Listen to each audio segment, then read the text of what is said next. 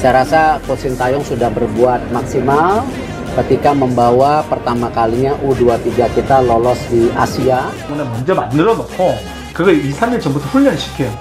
그러면 우리 선수들은 이번 경기는 누가 나가는구나 거의 다 알죠. Gagal untuk sama kita pemain, ya tentunya semuanya kecewa. Harapannya semoga sukses dan muito esperado pelo Brasil finalmente chegou. Hoje anunciar. Simak sampai habis agar tidak ketinggalan berita penting seputar timnas dan berita olahraga menarik lainnya.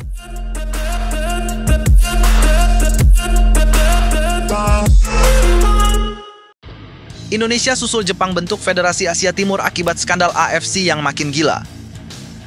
Kabar yang kini bergulir dari Asia benar-benar mengguncang fondasi sepak bola benua ini karena isu besar tentang keluarnya Jepang dari AFC kini berubah menjadi gelombang yang mulai menarik perhatian sejumlah negara termasuk Indonesia yang disebut-sebut siap menyusul langkah Federasi Sepak Bola Jepang untuk membentuk konfederasi baru, yakni bernama Federasi Sepak Bola Asia Timur atau East Asia Football Confederation sebagai bentuk perlawanan terhadap dugaan skandal dan ketidakadilan yang selama ini mengakar di tubuh AFC.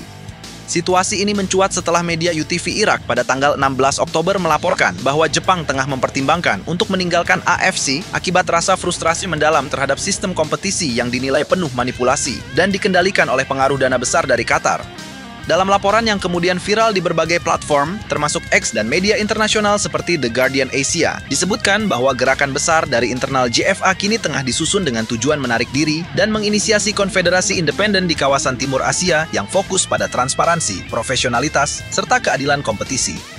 Pernyataan keras dari juru bicara UTV menyebutkan bahwa bukan hanya Jepang, Irak pun menyatakan siap mempertimbangkan langkah serupa apabila JFA benar-benar merealisasikan niatnya. Kami sudah tidak lagi percaya dengan sistem AFC. Jika sebuah federasi independen dari AFC terbentuk, kami akan bergabung, ujar sumber internal Federasi Irak dalam wawancara eksklusif yang dikutip UTV. Akar dari kemarahan ini bermula dari perubahan besar dalam format Liga Champions Asia yang kini bernama AFC Champions League Elite (ACL) dan ACL 2 yang mulai diterapkan sejak musim 2024 hingga 2025. Format baru ini mencampur wilayah Timur dan Timur Tengah pada babak perempat final, sesuatu yang selama ini ditentang keras oleh federasi dan klub-klub Asia Timur karena dianggap merugikan klub dari Jepang, Korea, dan Cina yang harus menempuh jarak lebih jauh, menghadapi jadwal yang tidak manusiawi, dan menanggung ketimpangan logistik yang ekstrem dibandingkan tim-tim asal teluk. Kasus paling mencolok terjadi ketika Shandong Taishan, klub asal Cina, secara mendadak mengundurkan diri di tengah kompetisi pada fase grup. Menurut pasal 5 ayat 6 regulasi AFC, seluruh hasil pertandingan klub yang mundur harus dibatalkan. Tetapi entah bagaimana keputusan itu justru mengacaukan klasemen dan merugikan Vissel Kobe yang terlempar ke posisi kelima dan akhirnya gagal lolos ke babak 8 besar. Ironisnya, AFC tetap menjatuhkan denda $10.000 Amerika kepada Kobe atas insiden dalam laga kontra Shandong di Stadion Neuwied Kobe tanggal 2 Oktober 2024, meskipun hasil laga itu sudah dinyatakan tidak berlaku. Keputusan itu dianggap absurd dan menjadi pemicu utama kemarahan publik Jepang yang menuduh AFC menerapkan standar ganda dan tunduk pada tekanan finansial dari Qatar serta Arab Saudi. Kejengkelan juga datang dari para pemain Jepang yang berkarir di Eropa, seperti Takefusa Kubo dan Daichi Kamada yang kerap harus menempuh perjalanan lintas benua hingga 20 jam hanya untuk tampil di laga FIFA Matchday. Jadwal yang padat dan tidak sinkron antara AFC dan kalender Eropa disebut memperburuk kondisi fisik pemain serta menurunkan performa mereka di level klub. Dalam situasi ini, dukungan kepada JFA untuk mendirikan konfederasi baru terus membesar. Media Australia Football News, bahkan terang-terangan menyebut bahwa langkah Jepang merupakan bentuk revolusi yang bisa menyelamatkan sepak bola Asia dari dominasi politik uang. Mereka menulis dalam unggahan di platform X, rumor dari Asia menunjukkan Jepang yang frustrasi dengan korupsi dan kekuasaan uang Timur Tengah akan memisahkan diri dan membentuk Federasi Asia Timur bersama Korea Selatan, Cina, Korea Utara, dan mungkin juga Indonesia, Vietnam, Thailand, serta Singapura. Pernyataan itu langsung menjadi topik panas di kawasan Asia Tenggara, terutama setelah sejumlah pengamat menilai bahwa langkah Indonesia untuk mendukung gerakan ini sangat mungkin terjadi mengingat PSSI juga sempat merasa dirugikan oleh keputusan-keputusan AFC dalam beberapa tahun terakhir, seperti penunjukan tuan rumah yang dianggap tidak transparan, serta penanganan kasus wasit yang memicu protes keras di ajang Piala Asia U23 2024. Indonesia sendiri memiliki sejarah panjang kedekatan diplomatik dan sepak bola dengan Jepang, baik dalam hal kerjasama pelatih, program pembinaan, maupun pertukaran pemain muda. Beberapa proyek akademi bersama bahkan sudah berjalan melalui klub-klub seperti Cerezo Osaka dan Kawasaki Frontale. Karena itu, munculnya isu Federasi Asia Timur dianggap sebagai momentum bagi Indonesia untuk memperjuangkan posisi yang lebih adil di kancah sepak bola regional. Analis sepak bola Asia, Takuya Nishimura, menyebut bahwa jika Jepang jadi keluar, maka efek domino akan segera terjadi. Langkah Jepang akan diikuti oleh Korea Selatan, Cina, dan Indonesia. Mereka ingin membangun sistem baru yang profesional dan mandiri dari politik, ujarnya kepada Nikkan Sports. Di sisi lain, AFC mulai bereaksi terhadap rumor ini dengan menyebut kabar tersebut sebagai spekulasi tidak berdasar. Namun, tanggapan resmi itu justru memperburuk keadaan, karena publik menilai AFC hanya sedang berusaha meredam gejolak tanpa benar-benar menyelesaikan akar masalah, yakni ketidakadilan struktural dalam organisasi. Beberapa negara Asia Tenggara seperti Malaysia dan Vietnam kini ikut menyoroti kejanggalan yang terjadi di tubuh AFC, terutama dalam hal distribusi dana bantuan, lisensi klub, serta jadwal internasional yang padat, tanpa mempertimbangkan jarak antar wilayah. Dalam percakapan di media sosial, banyak pendukung sepak bola Indonesia menilai bahwa jika Jepang, Korea, dan Cina mampu memprakarsai konfederasi baru, maka Indonesia wajib ikut serta agar bisa mendapatkan panggung kompetitif yang lebih sehat dan tidak lagi didominasi oleh keputusan politik atau uang minyak. Secara geopolitik, pembentukan Federasi Asia Timur juga dianggap sebagai simbol pergeseran kekuatan olahraga di benua ini dari kawasan Teluk menuju timur. Australia pun mulai menimbang langkah serupa, seperti disebut Australia Football News bahwa sudah waktunya Australia keluar dari AFC karena sejak awal organisasi itu tidak pernah benar-benar menguntungkan sepak bola kita. Awal yang baru dengan kompetisi yang lebih jujur mungkin justru yang dibutuhkan. Jika rencana ini benar-benar terwujud, maka dunia sepak bola akan menyaksikan sejarah baru di mana Jepang, Korea, Cina, dan Indonesia menjadi pionir dalam revolusi struktur sepak bola Asia. Federasi Asia Timur diperkirakan akan menggelar kompetisi setara Liga Champions Asia sendiri, membuka peluang besar bagi klub-klub seperti Urawa Red Diamonds, Jeonbuk Hyundai Motors, Persib Bandung, dan Hanoi FC untuk tampil di liga yang lebih kompetitif dan profesional. Sementara itu, dampaknya bagi AFC bisa sangat fatal, karena kehilangan negara-negara besar seperti Jepang dan Korea akan berarti penurunan drastis dalam daya tarik komersial dan reputasi internasional. Dalam konteks politik olahraga global, langkah ini bahkan disebut bisa memengaruhi relasi AFC dengan FIFA, karena organisasi dunia itu tentu harus menyesuaikan ulang pembagian zona kualifikasi Piala Dunia jika satu konfederasi baru benar-benar terbentuk. Untuk Indonesia sendiri, isu ini menjadi bahan diskusi hangat di kalangan penggemar. Banyak yang berpendapat bahwa bergabung dengan Jepang akan memberikan keuntungan besar, mulai dari peningkatan kualitas kompetisi, peluang investasi asing, hingga transfer ilmu pelatihan. Namun, sebagian juga mengingatkan bahwa langkah ini penuh risiko karena membutuhkan pengakuan resmi FIFA dan koordinasi diplomatik yang rumit. Bagaimanapun juga, rumor ini telah membuka wacana baru bahwa Asia Timur kini mulai berani menantang tatanan lama yang dianggap tidak adil. Jika Jepang benar-benar mengambil langkah revolusioner itu dan Indonesia ikut di dalamnya, maka masa depan sepak bola Asia bisa berubah total. Dari sistem yang selama ini dipenuhi politik dan uang, menuju era baru yang lebih profesional, transparan, dan berorientasi pada sportivitas sejati.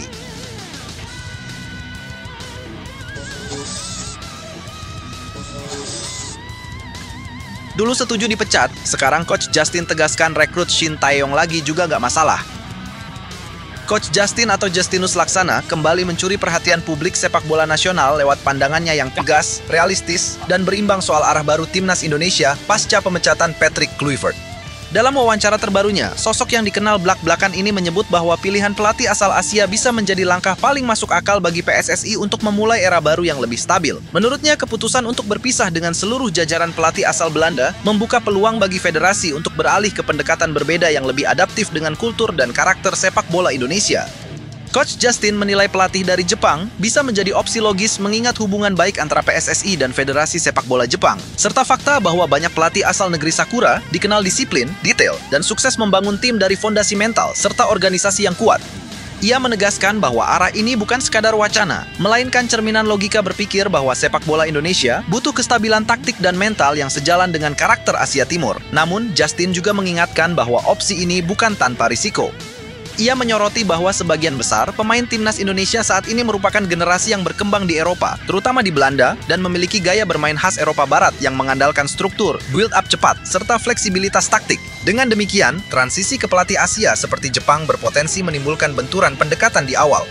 Menurutnya, kecocokan karakter antara pelatih dan pemain menjadi faktor krusial, karena pelatih hebat sekalipun bisa gagal jika tak memahami karakter ruang ganti dan budaya pemainnya. Seiring dengan itu, muncul pula nama Jesus Casas, pelatih asal Spanyol yang disebut-sebut menjadi kandidat kuat pengganti Kluivert. Casas punya rekam jejak yang solid. Ia melatih timnas Irak sejak November 2022 hingga Maret 2025, mencatat 33 pertandingan dengan 20 kemenangan, 4 imbang, dan 9 kekalahan, termasuk membawa Irak menjuarai Piala Teluk 2022-2023. Pengalaman itu menunjukkan bahwa Casas mampu beradaptasi dengan kultur sepak bola Asia dan memahami dinamika pemain Timur Tengah yang kerap menuntut manajemen emosi tinggi. Sebelum ke Asia, Casas dikenal di Eropa sebagai salah satu otak analisis taktik timnas Spanyol. Ia pernah menjadi asisten pelatih untuk Luis Enrique, Roberto Moreno, dan Luis de la Fuente. Bahkan sebelum itu, ia sempat bekerja sebagai analis pertandingan di FC Barcelona pada musim 2014-2015, musim ketika Blaugrana meraih treble winner bersejarah. Dari pengalaman tersebut, Jesus Casas dikenal sebagai pelatih yang mengedepankan pendekatan berbasis data dan video analisis. Dengan gaya bermain berposisi tinggi, pressing cerdas, serta sistem rotasi yang disiplin, ini menjadi modal penting jika ia benar-benar direkrut PSSI karena bisa mengangkat standar permainan timnas Indonesia ke level lebih modern. Namun, Coach Justin tetap berpegang pada prinsipnya bahwa asal negara pelatih bukanlah hal utama. Ia menilai yang paling penting adalah sejauh mana pelatih tersebut memahami karakter pemain Indonesia dan mampu beradaptasi dengan cepat. Menurutnya, pelatih dari Eropa, Asia, atau manapun bisa berhasil asalkan mereka mau belajar tentang kultur, gaya hidup, dan cara berpikir pemain Indonesia. Ia mencontohkan bagaimana Shin Tae-yong berhasil membangun disiplin, etos kerja, dan mental juang meski awalnya menghadapi kesulitan dalam komunikasi dan kultur. Dalam konteks itu, Justin justru menilai tidak masalah jika PSSI ingin memanggil kembali Shin Tae-yong, pelatih asal Korea Selatan yang sebelumnya sukses menata ulang timnas Garuda. Ia bahkan menyebut langkah seperti itu bukan sebuah kemunduran, melainkan keputusan rasional jika memang terbukti cocok dengan tim. Menurutnya, federasi sepak bola dunia lain pun pernah melakukan hal yang sama, termasuk Arab Saudi yang sempat kembali mempercayakan timnya kepada Herve Renard. Ia menegaskan, yang dibutuhkan sekarang bukan eksperimen nama besar, tetapi kejelasan arah dan visi jangka panjang yang selaras dari kelompok usia muda hingga senior. Coach Justin juga menyoroti pentingnya evaluasi menyeluruh dari PSSI agar tidak lagi mengulang kesalahan dalam proses rekrutmen pelatih.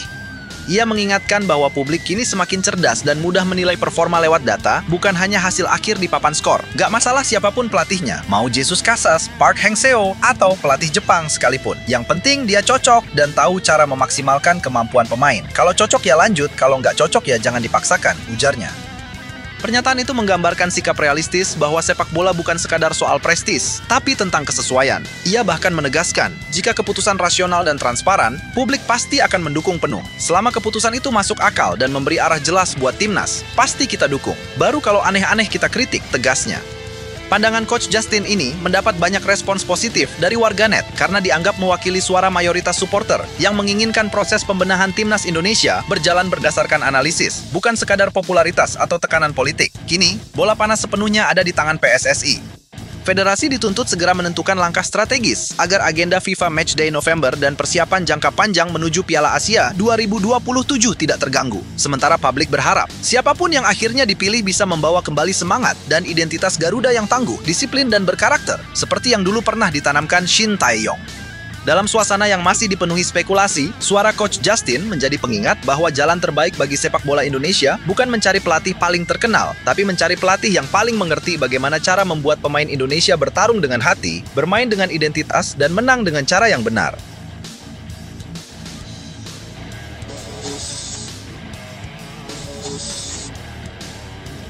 Pelatih Eropa tanggapi jadi pelatih timnas Indonesia, gantikan Patrick Kluivert. Rumor panas tentang siapa pengganti Patrick Kluivert di kursi pelatih kepala timnas Indonesia akhirnya mulai menemukan titik terang, namun tidak sesuai ekspektasi publik sepak bola tanah air karena nama besar Louis van Gaal yang sempat menjadi topik pembicaraan hangat ternyata resmi menegaskan dirinya tidak akan menangani skuad Garuda. Dalam konferensi pers yang digelar pada Senin 20 Oktober 2025 waktu Belanda, pelatih legendaris asal negeri kincir angin itu memastikan bahwa kabar yang ramai beredar selama beberapa hari terakhir tidak benar. Louis van Gaal menegaskan bahwa konferensi pers yang diadakan bukan untuk membicarakan masa depan kariernya di dunia kepelatihan, melainkan untuk urusan kegiatan sosial dan amal yang melibatkan dirinya sebagai duta Yayasan Spieren for Spieren. Sebelumnya, media sosial X ramai membicarakan laporan dari akun The Touchline yang mencatut sumber 433, menyebut bahwa Van Gaal akan mengumumkan kabar besar pada Senin ini. Banyak warganet Indonesia yang kemudian mengaitkan kabar tersebut dengan rumor PSSI yang tengah mencari pelatih baru usai pemecatan Patrick Kluivert pada tanggal 16 Oktober lalu. Namun semua spekulasi itu terbantahkan setelah Van Gaal menjelaskan langsung dalam pernyataannya yang juga dikutip media besar Belanda AD.nl bahwa konferensi pers tersebut hanya berkaitan dengan acara Radio 3 FM di Den Bosch yang akan digelar pada akhir Desember nanti. Dalam kesempatan itu, Van Gaal memperkenalkan 3 DJ yakni Baron van Dillen, Sophie Hijelkema, dan Mart Major yang akan memeriahkan program Glass House, sebuah kegiatan tahunan untuk menggalang dana bagi anak-anak yang menderita penyakit otot di bawah naungan Spieren voor Spieren. Dengan demikian, rumor Louis van Gaal menuju Indonesia dipastikan tidak benar dan pintu peluang untuk melihat mantan pelatih tim nasional Belanda itu menukangi skuad Garuda tertutup rapat. Sementara itu, PSSI kini berada di bawah tekanan besar untuk segera menentukan siapa sosok yang akan dipercaya memimpin timnas Indonesia di tengah masa transisi setelah pemecatan Kluivert.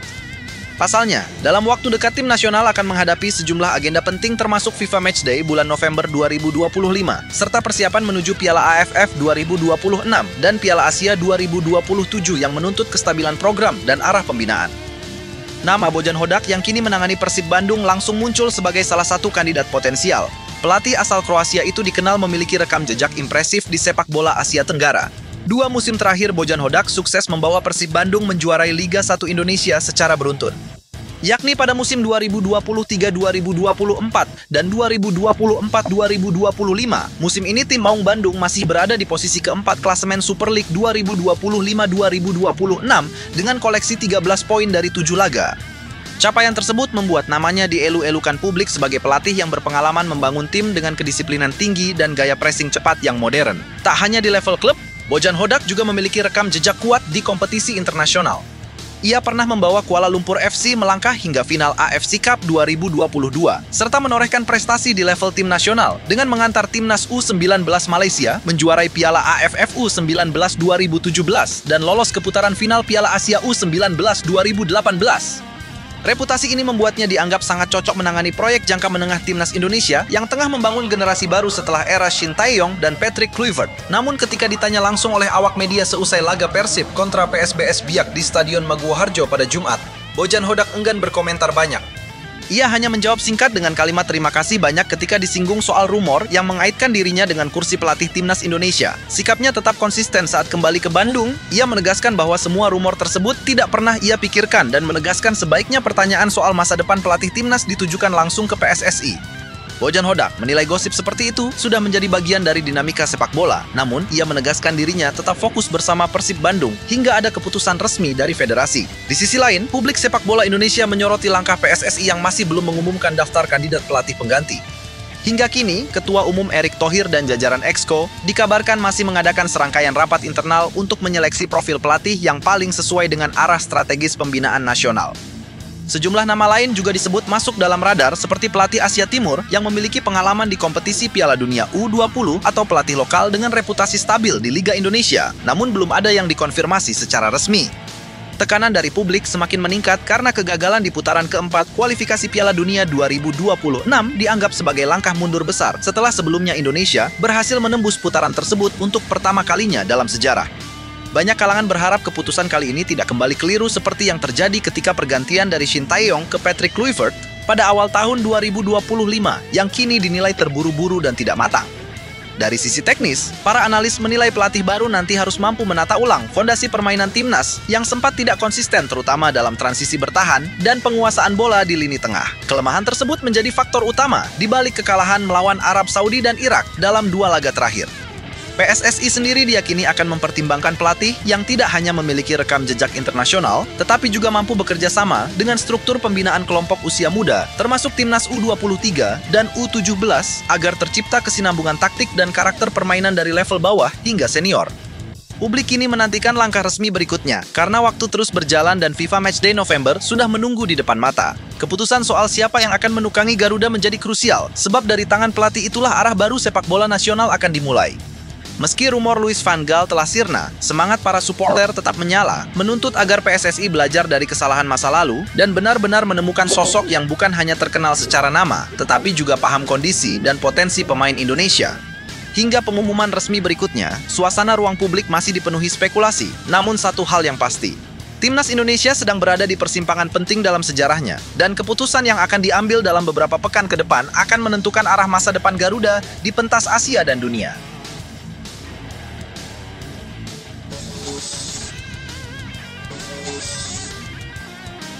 Update Timnas U17 Indonesia jelang tampil di Piala Dunia U17 2025. Timnas Indonesia U17 kini berada di tahap akhir persiapan jelang tampil di ajang terbesar dunia untuk kelompok usia muda, Piala Dunia U17 2025 yang akan digelar di Qatar mulai tanggal 3 hingga 27 November 2025. Momen ini menjadi salah satu pencapaian besar dalam sejarah sepak bola muda Indonesia karena Garuda Asia berhasil menembus turnamen prestisius itu setelah menorehkan hasil gemilang di ajang Piala Asia U17 2025, di mana anak asuh Nova Arianto sukses melangkah hingga babak perempat final dan secara otomatis meraih tiket menuju putaran final Piala Dunia U17. Dalam undian resmi yang dilakukan FIFA pada awal Oktober lalu di Doha, skuad muda Indonesia tergabung di grup H bersama 3 kekuatan tangguh dunia, yakni Brasil, Zambia, dan Honduras. Grup ini disebut sebagai salah satu grup terberat karena dihuni oleh tim-tim dengan tradisi kuat di level junior. Namun pelatih kepala Nova Arianto menegaskan bahwa timnya tidak gentar dan siap bersaing dengan siapapun. Nova menilai anak asuhnya kini telah menunjukkan progres yang sangat signifikan, terutama dalam aspek fisik dan mental setelah menjalani serangkaian program pemusatan latihan intensif. Sejak awal September 2025, Garuda Asia telah menggelar training camp selama 2 pekan di Bulgaria, tepatnya di kota Sofia, yang difokuskan pada peningkatan kebugaran, kekuatan otot, dan pemahaman taktik modern. Program latihan di Eropa Timur itu juga diselingi dengan beberapa laga uji coba menghadapi klub-klub muda dari Bulgaria dan Rumania, yang tentunya membuat pemain semakin matang dalam membaca situasi pertandingan cepat dan tekanan tinggi. Seusai TC tersebut, Nova menuturkan bahwa parameter fisik para pemain kini sudah mencapai level yang ia targetkan sejak pertama kali ditunjuk memimpin tim pada akhir 2023. Dalam wawancara dengan media, Nova mengatakan bahwa peningkatan kondisi fisik menjadi prioritas utama karena menjadi fondasi bagi gaya bermain cepat, agresif, dan menekan yang ingin ia terapkan di Qatar nanti. Menurutnya, sejak Piala AFF U17, kemudian kualifikasi, hingga Piala Asia, progres itu terlihat jelas. Dan kini di level Piala Dunia, para pemain menunjukkan kesiapan yang luar biasa baik secara tenaga, daya tahan, maupun disiplin bertahan. Nova juga menyoroti faktor mental dan psikologi yang menjadi fokus utamanya menjelang turnamen ini. Ia memahami bahwa tampil di Piala Dunia, terlebih menghadapi tim sekelas Brasil yang memiliki reputasi sebagai penghasil talenta muda terbaik dunia, dapat memberikan tekanan besar bagi pemain muda. Karena itu, ia lebih banyak membangun suasana latihan yang positif, penuh motivasi dan kepercayaan diri tinggi agar para pemain tidak merasa inferior saat berada di lapangan nanti. Ia menegaskan kepada para pemainnya bahwa tidak ada lawan yang terlalu besar jika mereka mampu bermain dengan hati, disiplin, dan semangat pantang menyerah. Nova menambahkan bahwa secara taktik Indonesia akan berusaha menampilkan permainan modern dengan transisi cepat dari bertahan ke menyerang, pressing di area tengah, serta memaksimalkan kecepatan pemain sayap. Ia ingin timnya tidak hanya tampil bertahan, tetapi juga berani membangun serangan dan memberikan perlawanan sengit. Hal ini sesuai dengan filosofi permainan yang telah ia bangun sejak awal masa kepelatihannya, yakni permainan yang energik, cerdas, dan percaya diri. Sementara itu, Kapten tim Putu Panji juga membenarkan bahwa skuad Garuda Asia kini dalam kondisi sangat siap. Pemain muda asal Bali United tersebut menyatakan bahwa seluruh anggota tim sudah berada pada kondisi 100% bugar dan bersemangat menghadapi tantangan besar di Qatar. Ia menilai seluruh pemain telah memahami peran masing-masing dan memiliki rasa saling percaya yang tinggi. Putu mengatakan bahwa ajang ini akan menjadi pengalaman yang tak ternilai bagi dirinya dan rekan-rekannya karena bisa tampil di panggung sebesar Piala Dunia merupakan impian setiap pemain muda. Ia berjanji akan memberikan performa terbaik untuk membawa nama Indonesia bersinar di kancah internasional.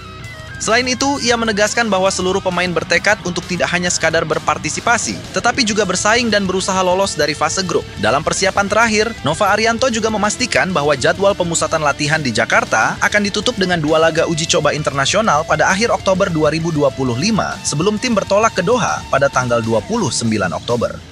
Pertandingan uji coba tersebut dirancang untuk mengasah kemampuan taktik akhir dan adaptasi terhadap tekanan tinggi, sekaligus menguji kesiapan mental sebelum berhadapan dengan tim-tim besar dunia. PSSI melalui Departemen Teknik juga memberikan dukungan penuh terhadap program persiapan ini dengan memastikan fasilitas latihan, nutrisi, dan pemantauan fisik pemain berjalan optimal. Ketua Umum PSSI Erick Thohir disebut sangat menaruh perhatian pada tim ini, mengingat Piala Dunia U17 merupakan panggung penting bagi masa depan sepak bola nasional. Ia berharap momentum ini dapat menjadi awal pembentukan generasi emas baru yang nantinya akan mengisi skuad senior dalam beberapa tahun mendatang. PSSI juga menyiapkan tim analis khusus untuk membantu Nova Arianto dalam memantau kekuatan lawan di grup H. Analisis mendalam tentang permainan Brasil, Zambia, dan Honduras telah dilakukan menggunakan data pertandingan dan video analisis agar Indonesia bisa menyiapkan strategi paling efektif untuk tiap laga. Brasil tentu menjadi lawan paling berat dengan deretan pemain muda yang berasal dari akademi top dunia seperti Palmeiras dan Flamengo. Namun Nova menegaskan bahwa fokus utama adalah menjaga organisasi permainan sendiri agar tidak panik dan tetap disiplin dalam setiap fase.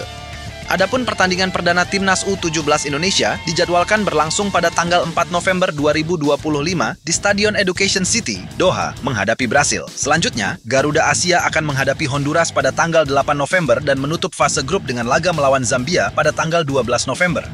3 pertandingan itu akan menentukan langkah Indonesia di turnamen yang diikuti 48 negara dan dibagi menjadi 12 grup. Dari setiap grup, 2 tim terbaik otomatis lolos ke babak 16 besar, sementara 4 tim peringkat ketiga terbaik juga berhak melaju. Dengan sistem ini, peluang Indonesia tetap terbuka lebar asalkan mampu memanfaatkan momentum di 2 laga terakhir.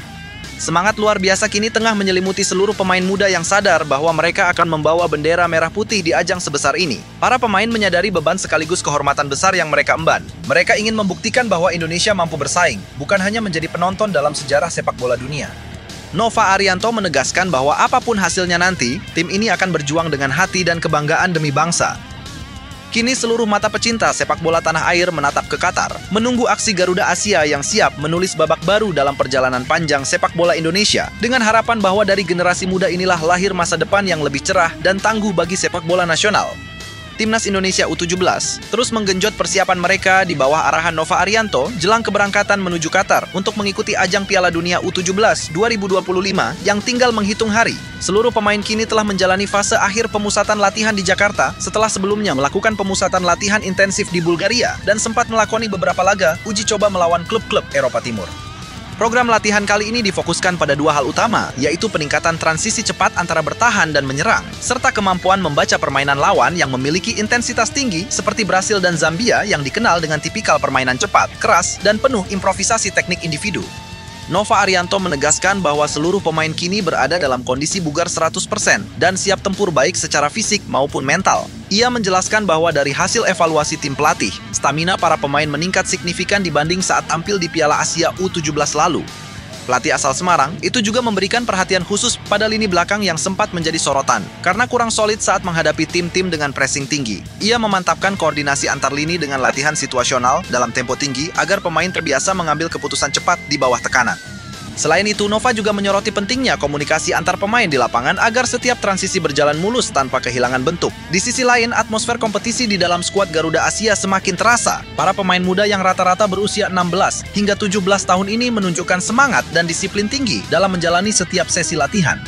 Nova bahkan menyebut bahwa beberapa pemain baru yang baru dipanggil usai tampil menonjol di Piala Kemerdekaan 2025 mulai menunjukkan potensi luar biasa. Nama-nama seperti Raffi Ramadan, Dimas Jauhari, dan Kapten tim Putu Panji menjadi tulang punggung tim dalam menjaga keseimbangan antara agresivitas menyerang dan disiplin bertahan.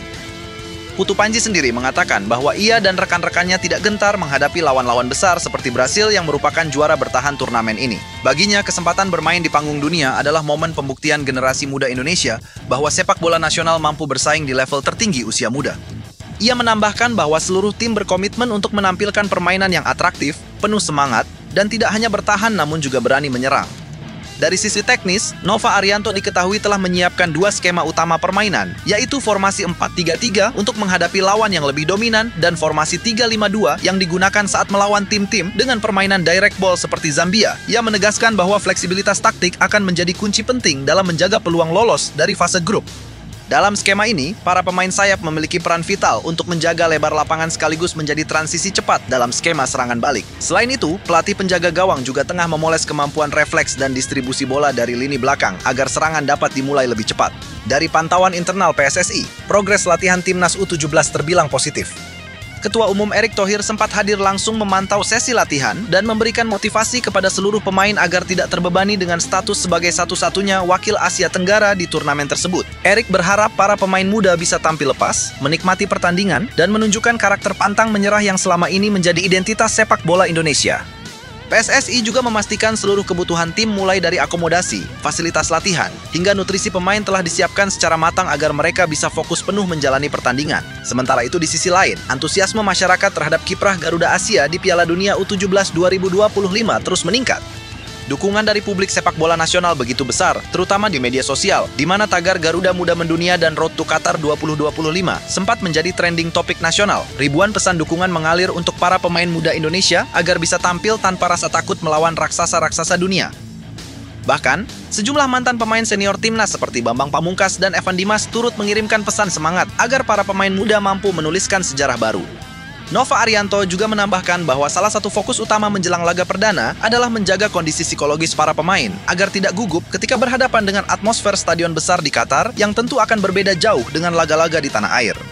Tim psikolog olahraga dari PSSI pun diterjunkan secara khusus untuk memberikan pendampingan kepada para pemain selama masa karantina dan persiapan sebelum berangkat ke Qatar. Dari jadwal resmi FIFA, laga pertama Indonesia di grup H akan digelar pada tanggal 3 November 2025 di Stadion Al Bayt Al Khor melawan Brasil. 3 hari berselang, Indonesia akan berhadapan dengan Zambia di Stadion Ahmad bin Ali dan kemudian menutup laga fase grup melawan Honduras pada tanggal 8 November 2025. Untuk dapat melaju ke babak 16 besar, Indonesia minimal harus finish sebagai salah satu dari 2 peringkat teratas di grup atau menjadi 4 dari 12 peringkat ketiga terbaik dari seluruh grup.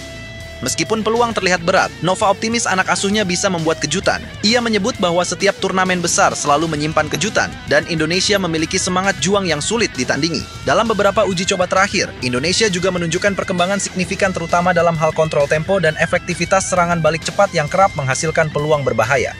Tim analis juga telah mengumpulkan video dan statistik lengkap tentang gaya bermain Brasil dan Zambia untuk dipelajari lebih dalam oleh para pemain muda Garuda Asia. Nova berharap dengan pendekatan taktik yang tepat dan kerja keras seluruh tim, Indonesia bisa mencuri poin penting pada laga perdana yang akan menjadi kunci perjalanan mereka di turnamen ini.